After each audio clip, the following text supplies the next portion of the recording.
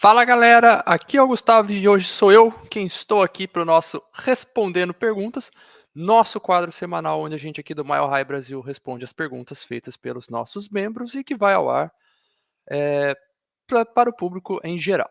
Mas se você quer fazer perguntas aqui para a gente, ou mesmo ver outros conteúdos que são exclusivos para membros do Mile High Brasil, ou também mesmo participar do nosso grupo de WhatsApp, que é sempre muito legal as conversas que a gente tem lá, né.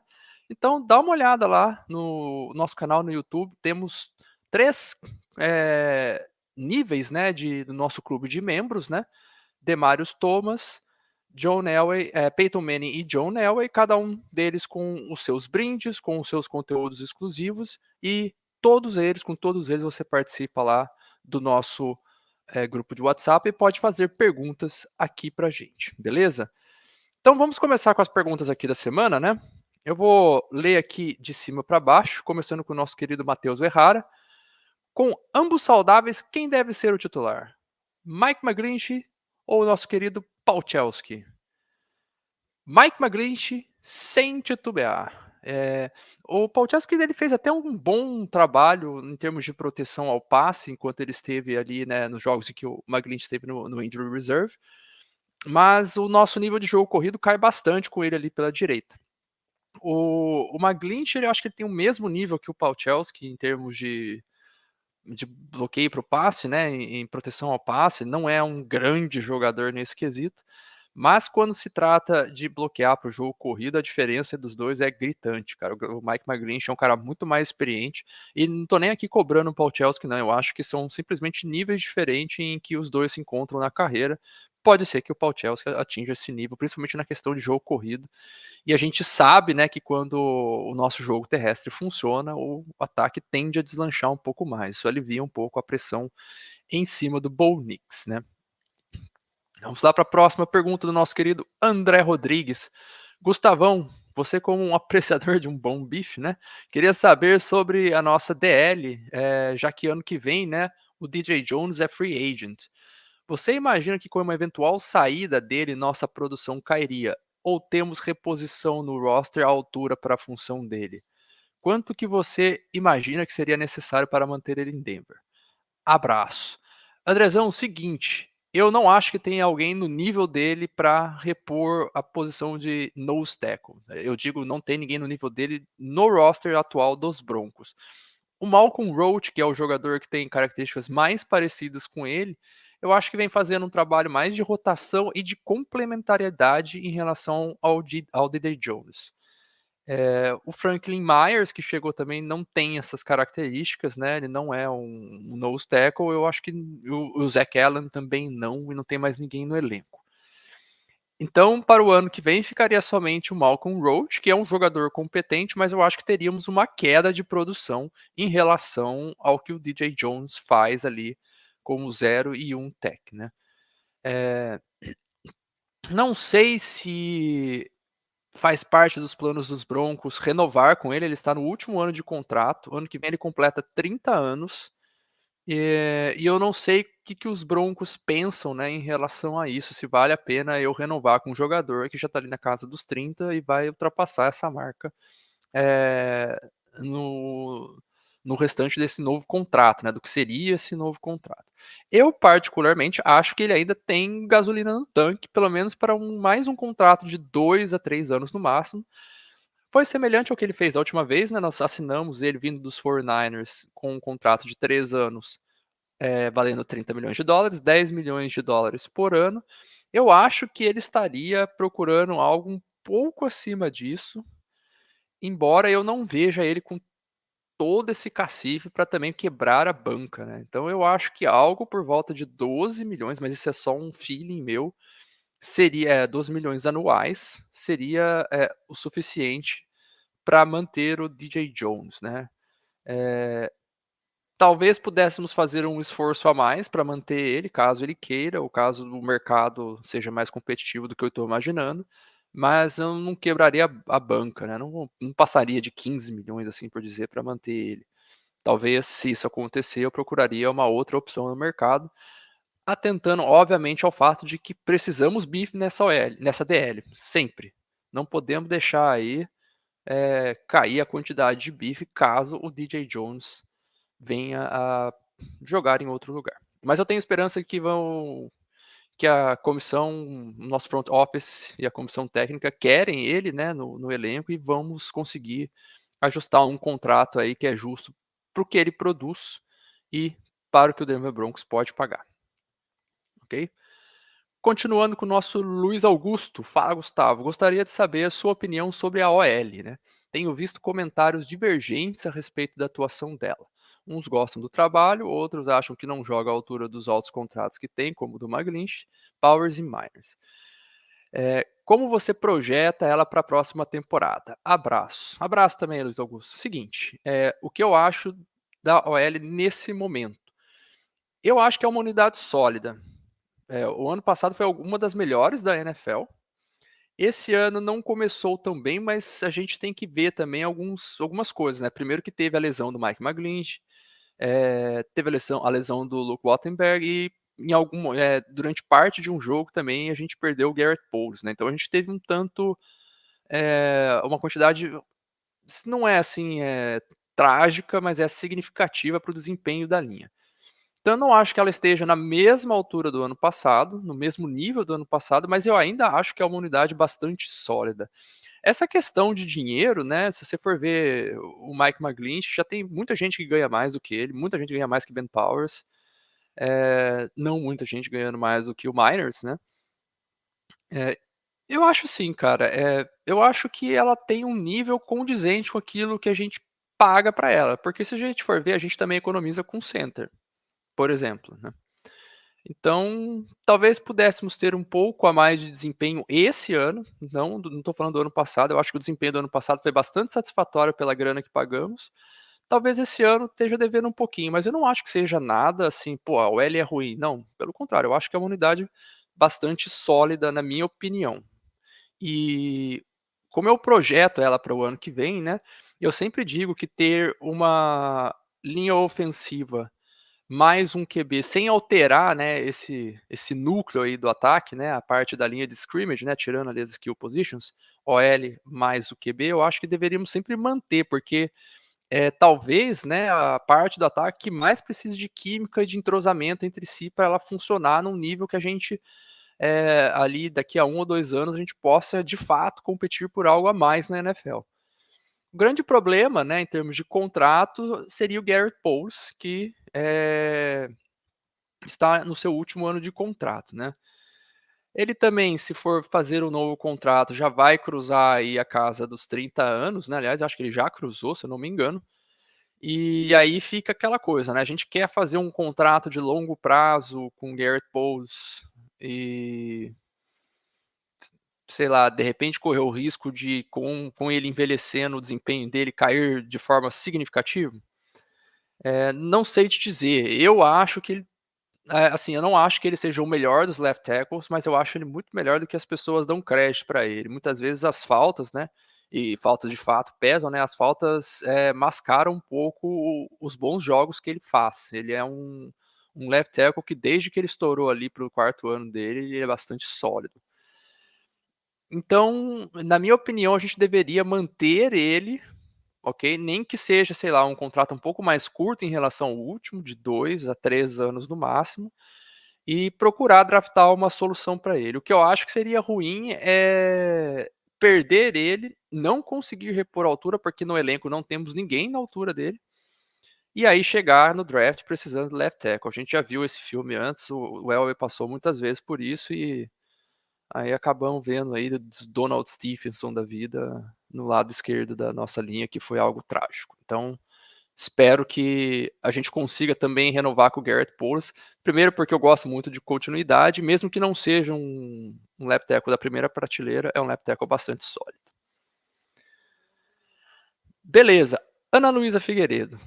Grande Luísa, nossa redatora aqui do Mile High Brasil, e que também é apoiadora, como vocês podem ver aí. Ela está perguntando: você acha que o time tem que ser seller, buyer ou manter o roster atual na trade deadline, né? O limite para realizar trocas está chegando, né? E sempre tem aquela coisa: precisamos de jogador aqui, precisamos de jogador ali. temos que fazer uma troca aí, alguma coisa do tipo. Eu vejo, né, isso como um pouco uma armadilha de desespero, né. Na verdade, assim, a pergunta que a gente tem que fazer é o seguinte: nós estamos competindo para quê esse ano e até mesmo no ano que vem? Qual que é a expectativa com um elenco tão jovem como esse que a nossa comissão e o nosso front office decidiu levar para essa temporada? O que que um jogador vai fazer um grande impacto nesse elenco? E mais do que isso, né, vamos supor que se eu fazer uma troca por um jogador, por uma estrela, que em geral quem está disponível, né, nessa trade line são jogadores um pouco mais velhos. Eu vou aproveitar o cara por quê? Por meio ano? Por um ano e meio? O que que a gente vai ganhar? O que que isso traz para os Broncos?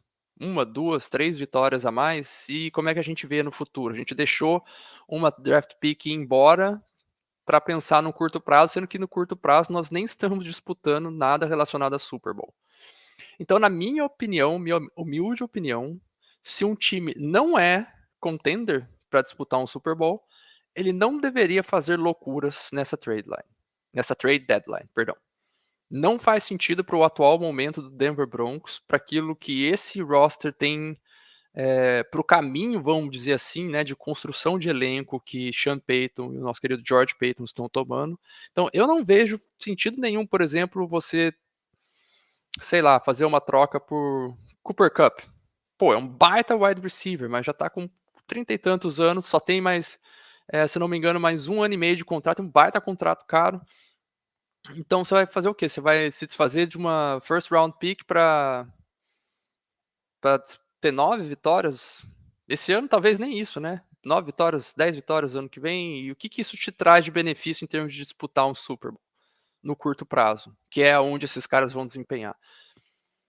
Não vejo que um ou outro jogador vai resolver isso. Isso é um elenco que ainda precisa de muitas peças, especialmente na parte de skill positions.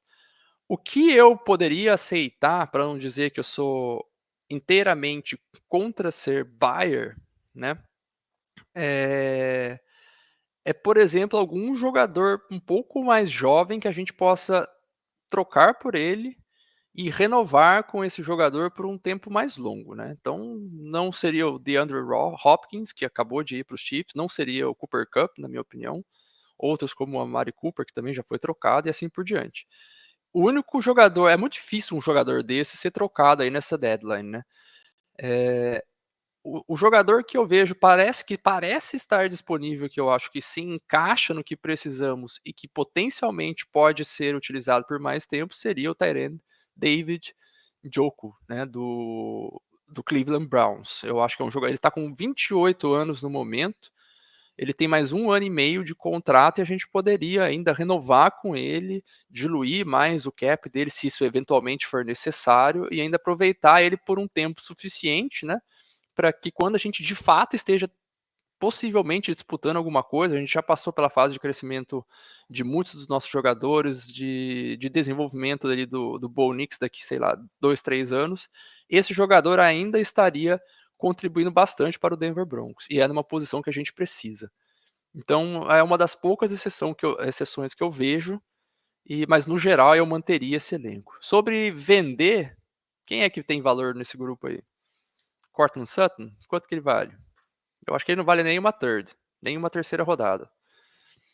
Não sei, não vejo ninguém com muito valor nesse elenco aí, e o Sutton ainda tem, assim, querendo ou não, você já tá faltando gente aí nas skill positions, né, wide receiver, tight end e running back. Se você mandar o seu melhor embora, porque querendo ou não ele é o melhor do time, a situação vai ficar pior ainda. E eu acho que isso atrapalharia ainda, poderia atrapalhar, né, vamos dizer assim, o desenvolvimento do Bo Nix. Então, eu não sou seller de maneira alguma, não vejo ninguém com um valor adequado para eu querer me desfazer dele no momento. Buyer, muito difícil, só em situações bem específicas. Eu acho que o Njoku, ele vamos dizer assim, tica todos as caixinhas aí daquilo que eu acho que valeria a pena, mas de forma geral eu manteria o elenco. Não vejo muito sentido para nossa atual fase, que é de desenvolvimento, você se desfazer de draft picks para uma outra vitória a mais. Não acho que é isso que os Broncos precisam. O nosso Slan Rangel faz a próxima pergunta. Saudações, Gustavão. Queria saber de você o quão viável seria trazer alguma estrela na próxima temporada, tendo em vista a previsão em torno de 70 milhões de dólares que teremos em salary cap. A projeção atual é de 72 milhões de dólares, né? Mais ou menos isso que o Slan falou. E isso vai mudar um pouco, né? Porque ainda tem renovação, talvez do DJ Jones ou do Garrett Bowles. Acho que o próprio Cody Barton, que está jogando bem, só tem 1 ano de contrato, se eu não me engano, e assim por diante, né? Então isso vai mudar um pouco ainda. Mas de uma maneira, de uma perspectiva global da liga, nós seríamos aí o 10º time com mais salary cap disponível para 2025. O que é bom, significa que a gente tem mais dinheiro do que mais da metade da liga. Então eu acho que é viável sim trazer alguma estrela, algum nome de peso, aliás, até mais de um se necessário. E eu não vejo por que não poderíamos fazer isso, né? Até porque, pelo tipo de contrato que o George Payton costuma fazer, não é nem o ano que vem, né? Que em termos de salary cap, essa estrela vai pesar mais. Seria bem mais para frente. Então eu acho que não só temos condições de trazer uma estrela, como mais de uma estrela, né? Isso vai acontecer? Não sei. Eu acho que se for para trazer caras aí pensando a longo prazo, cara que pode contribuir por pelo menos 3 anos nos Broncos, valeria muito a pena gastar esse salary cap ano que vem. Aí passamos aqui para nossa próxima página, né? O nosso querido Renan Medeiros, né, tá perguntando para mim aí. Para além da OL, o quanto baixo número de sacks sofridos na temporada tem de bom trabalho de pocket do Bo Nix? Ele tem fugido muito de pressão fantasma? Começando pela segunda pergunta, sim, ele tem fugido muito de pressão fantasma, né? Ele ainda tem dificuldade de passar da primeira. Às vezes ele chega ali até a segunda, né? Mas não mais do que isso. Ele tem dificuldade de passar dessas primeiras ou segundas leituras no máximo aí. E assim que o alvo não está disponível para ele, ele já faz o scramble e ou ele se livra da bola ou ele ganha jardas com as pernas. Então isso é um ponto negativo, mas que ele encara isso de uma forma diferente, por exemplo, do que o Russell Wilson fazia o ano passado, que era ficar ali desesperado dentro do pocket. Ele não, a partir do momento em que ele não gosta daquilo que a defesa está dando para ele, ele não consegue mais progredir nas leituras dele, ele imediatamente sai do pocket, só que de uma forma um pouco mais agressiva, né? Ele não fica ali perdido dançando que nem uma barata tonta, ele sai decidido ou a se livrar da bola ou a ganhar jardas com as pernas. E é por isso, esse é um dos motivos, né? Pelo qual a gente tem poucos sacks sofridos na temporada. Fora isso, quando ele tem ele consegue, né, o alvo, o primeiro ou o segundo alvo dele, consegue algum tipo de separação, ele se livra também bastante rápido da bola, vamos dizer assim. Ele não tem feito isso com muita frequência, ou não tem pego um ritmo adequado, que nem a gente costuma falar nas nossas lives, né, mas quando ele consegue, ele faz. Então se você combina isso, né, que ele às vezes ele consegue algum ritmo e consegue, né, se livrar rápido da bola, mas essa saída do pocket, ainda que de forma precipitada, ele não faz isso de forma atabalhoada, então ele sofre muito pouco sacks. E eu acho isso um ponto positivo, mesmo tendo aí alguma questão negativa no meio, que é ele sentir pressão fantasma e fugir do pocket. Então, tem muito a ver com o jogo dele, sim, o baixo número de sacks, e por qualidades que ele tem, mesmo que algumas dessas qualidades venham aí, né, venham de um ponto negativo no jogo dele. Aí o nosso grande Paulo Viotto pergunta, né, Gustavo, uma pergunta geral. Se um jogador tem contrato com um clube e ganha 20 por ano, se ele se transfere para outro clube na janela de transferência, esses 20 são divididos para efeito de salary cap? E para efeito de desembolso propriamente, também é dividido? Então aí entram duas coisas, Paulão. A primeira questão é salary cap, né? Em termos de salary cap, eh, bônus de assinaturas e bônus de reestruturação não passam para o time que vai adquirir um jogador, que vai trocar pelo jogador. Eles ficam com o time que tinha esse jogador antes da troca. Isso tudo vira dead cap para quem está cedendo o jogador. E o time que está recebendo, né, o jogador, está trocando pelo jogador, vai ter como salary cap só aquilo que ainda não foi pago.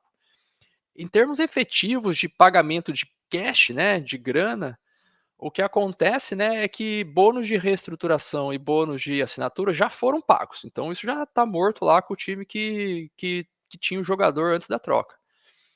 O que divide, né, é basicamente o salário base desse ano corrente, né, de 2024, e os salários base e mais alguns bônus de elenco que eventualmente existam no próximo ano, né? Isso vai passar para o time que está trocando pelo jogador. A única diferença é que no cash desse ano, né? No cash e no salary cap também desse ano, a questão é proporcional. Então vamos supor, em vez de ser 20, só para ficar mais fácil aqui, 18. Ou seja, 18 milhões de salário base que esse jogador tem, né? Então é 1 milhão por semana, né? São as 18 semanas. Dessas primeiras 7 semanas que já correram, isso fica com o time anterior, ok? E teoricamente, só as próximas 11 semanas é que ficarão com o novo time, e aí o que vem a partir do ano que vem, que eventualmente ainda existe, né? Aí é com o time novo dele mesmo, 100%. Então, divide proporcional ao número de semanas no caso dessa temporada. Existem situações em que os times chegam a algum tipo de acordo e, e possa ter algum outro tipo de compensação ou dividir de uma forma diferente, né? Mas é muito difícil o time que está recebendo o jogador, que está trocando pelo jogador, assumir algo que já foi pago. Eu não conheço muito nenhuma engenharia para isso, né? No geral, é mais no caso de o time que está cedendo, né? Como eu quero me livrar desse jogador, eu vou pagar mais do que aquilo que ele já jogou para mim esse ano, eu vou ficar com outra parte e você só paga uma parte menor aí. Isso pode acontecer. Então, tanto em termos de cap como em termos de cash mesmo, né? O que já foi pago, bônus de assinatura, bônus de reestruturação, morre com o time original do jogador. E aquilo que ainda não foi pago, em geral, salário base, vai tudo para o time que está trocando pelo jogador, à exceção daquilo que ele já jogou, né, ao período que ele já jogou esse ano pelo time antigo. Tiago Portugal, também nosso redator aqui. Gustavão, você que é nosso cap guy, o que faria na nossa off-season? Concentraria um dinheiro pesado em algum free agent? Se sim, quem? E faria alguma troca nessa temporada ainda? Conseguiríamos encaixar um Tyrande no cap deste ano? Abraços. Conseguiríamos sim encaixar algum Tyrande no cap desse ano sem problema nenhum. Dá para fazer alguma engenharia aí para caso ele ganhe muito, jogar cap para o ano que vem. Não é difícil fazer isso, então poderíamos sim encaixar um Tyrande no cap desse ano. E eu já disse que dificilmente eu faria uma troca esse ano. Se eu fosse fazer uma troca, muito provavelmente eu acho que o único jogador que entra naquilo que eu imagino ser útil, né? Que é um cara que contribua agora e a gente possa renovar, né? Visando o futuro, seria o David Njoku do Cleveland Browns. Então eu poderia fazer essa troca, talvez. Eu acho que é a única que faz sentido, na minha opinião. Para o ano que vem, valeria a pena investir pesado em jogador grana pesada em jogador estrela, vamos assim dizer? Eu acho que sim. Eu não sei exatamente se tem algum jogador que seja muito estrela, assim, que vá chegar na free agency, né? Eu, particularmente, uma das posições em que eu certamente gastaria dinheiro seria com wide receiver. Eu não sei, por exemplo, Chris Godwin, teoricamente, é um wide receiver em uma idade boa que seria free agent ano que vem, mas eu duvido que os Bucks vão deixar ele chegar na free agency. Quem eu gosto bastante ainda é jovem e eu tenho quase certeza que será um free agent, seria o T. Higgins, né? Do Cincinnati Bengals, né? Já que os Bengals têm que pagar o Jamar Chase também, eu acho muito difícil que eles paguem os dois, né? Então o T. Higgins é um cara que eu gosto muito, eu poderia investir uma grana nele, o que me incomoda um pouco é a questão das lesões, né? A gente já investiu muito em jogador com lesão e, enfim, é, não sei se é exatamente isso que a gente está procurando, mas é um jogador que eu gosto muito e não me incomodaria se fosse esse o caminho que tomássemos, né? Eu também, caso a gente troque pelo David Njoku, eu já falei, eu acho que poderíamos gastar dinheiro com ele também, renovando, estendendo o contrato dele por mais tempo, né? ele só tem 1 ano e meio de contrato restante, caso a gente troque por ele, e eu acho que 1 ano e meio é muito pouco para a gente ter qualquer pretensão de disputar alguma coisa, né, porque a gente vai estar nesse período de desenvolvimento do Bo Nix. Então eu já renovaria por mais tempo, para que ele também possa contribuir não só para esse momento de formação do time, mas também, em um momento em que o time de fato esteja disputando, quem sabe aí um Super Bowl ou um título de divisão, AFC, que seja, né. Eu acho que talvez na temporada de 2026 a gente já possa estar pensando, pelo menos aí, em disputar algo melhor nos playoffs, né. Próxima pergunta do nosso Leandro. Todos estão projetando uma vitória contra os Panthers e 2 derrotas, né, contra Ravens e Kansas City, né. Mas e se ganharmos os 3 jogos, qual seria a história para o resto da temporada ou até a bye? Bem, eu acredito que nós ganhamos dos Panthers, mas não tenho muita certeza que a gente consiga 2 vitórias contra os Ravens e Kansas City. No caso de conseguirmos, estaríamos 7-3 e teríamos jogos mais acessivos, né, na última pernada aí antes da bye, né, que seriam os Falcons, o Cleveland Browns sem Deshaun Watson e o Indianapolis Colts. E eu acho que todos esses jogos, os 2 desses jogos são em casa, se eu não me engano. Então seriam jogos que não necessariamente seríamos favoritos, mas seriam jogos mais acessíveis, a gente poderia ganhar. Então, assim, no eventual situação em que nós que a gente ganhe, né, de Panthers, Ravens e Kansas City, e aí nós chegamos a 7-3, eu acho que estaríamos falando de fato em disputar uma vaga nos playoffs. Seria real essa possibilidade e eu diria que então seria uma possibilidade muito grande, porque eu acho que nós conseguiríamos pelo menos mais 3 vitórias nas últimas 7 rodadas, ou nas últimas 6 rodadas, né, sei lá, 7, 8, 9, 10, nas últimas 6 rodadas. Eu acho que a gente teria condições sim de disputar uma vaga nos playoffs se isso acontecer. Vai acon se chegarmos 5-5 ou 6-5, eu acho que a gente ainda tá naquele nível de pensando ali em 9 vitórias, uma temporada positiva já seria bom, né. Então, não sei, mas milagres não seria milagre, né, o esporte permite tudo isso, né. Se acontecer, de fato, estaríamos disputando uma vaga nos playoffs e seríamos, acho que inclusive favoritos para isso saindo 7-3 do jogo contra os Chiefs, né. Vamos ver se acontece. E para terminar aqui de novo o nosso querido Matheus Errara, se a temporada acabar 8-9, será considerado como positiva ou fracasso? Fracasso não será, porque eu acho que a expectativa para esse time, quando a gente viu esse roster sendo fechado, Tim Patrick indo embora, a gente com um monte de cara não provado ali no ataque, até mesmo na defesa, a gente reclamando: "Ah, o Justin Simmons foi embora, o PJ Locke não vai dar conta", eu cornetando aqui o Cody Barton que tá calando a minha boca. Eu acho que 8 vitórias seria algo já acima do que eu esperava no começo da temporada, né. Eu não participei aqui da projeção, mas eu comentei com o pessoal lá no nosso grupo que eu esperava algo em torno de 7 vitórias. Eh, então 8 vitórias para mim seria algo bom, não acho que seria fracasso. Positivo, aí depende muito, né, aquela coisa, né, pô, perdi mais do que ganhei, é positivo?